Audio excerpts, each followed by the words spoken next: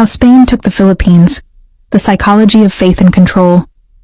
What if a nation could be colonized not only with soldiers, but with belief? The colonization of the Philippines reveals one of the most powerful psychological strategies in history. When control over land is combined with influence over identity, culture, and faith. Before European arrival, the islands that would later be called the Philippines were home to many independent communities and kingdoms. Trade connected them to China, Southeast Asia, and the wider Asian world. Local rulers known as datus governed different regions, and societies had their own traditions, belief systems, and alliances. But in the 1500s, European powers were expanding across the globe, searching for new trade routes and influence. In 1521, the Portuguese explorer Ferdinand Magellan, sailing under the Spanish crown, reached the islands. His arrival marked the beginning of a long colonial relationship between the islands and Spain.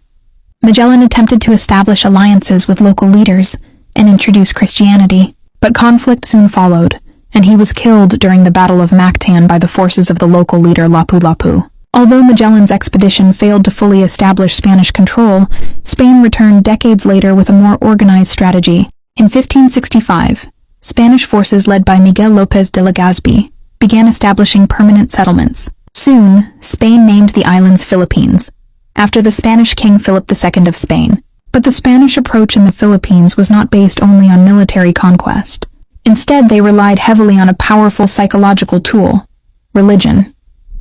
Catholic missionaries traveled alongside colonial authorities, spreading Christianity across the islands.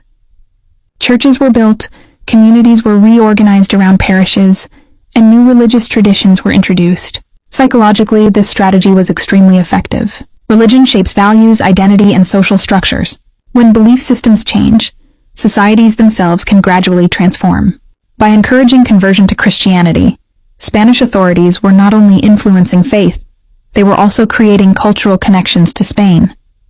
Over time, Spanish became the language of administration. Spanish institutions shaped governance, and colonial authorities reorganized communities into centralized towns. This restructuring allowed the colonial government to monitor populations more closely and maintain control. Another psychological effect of colonization appeared through education and hierarchy. Spanish rule introduced a social system where those closer to colonial culture often received more opportunities and influence. This created divisions between social groups and reinforced colonial authority.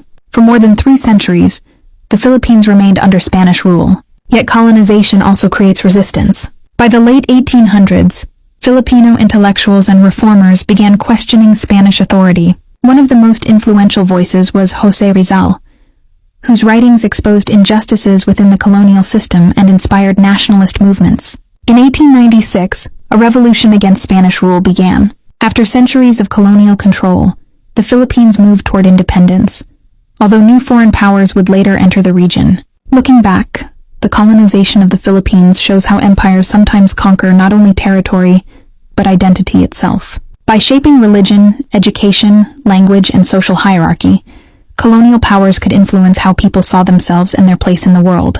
But history also reminds us that identity can never be completely erased. Even after centuries of colonization, cultures adapt, resist, and endure. Because the deepest psychological truth of colonization is this: power may reshape a nation for a time, but it can never permanently erase the spirit of its people.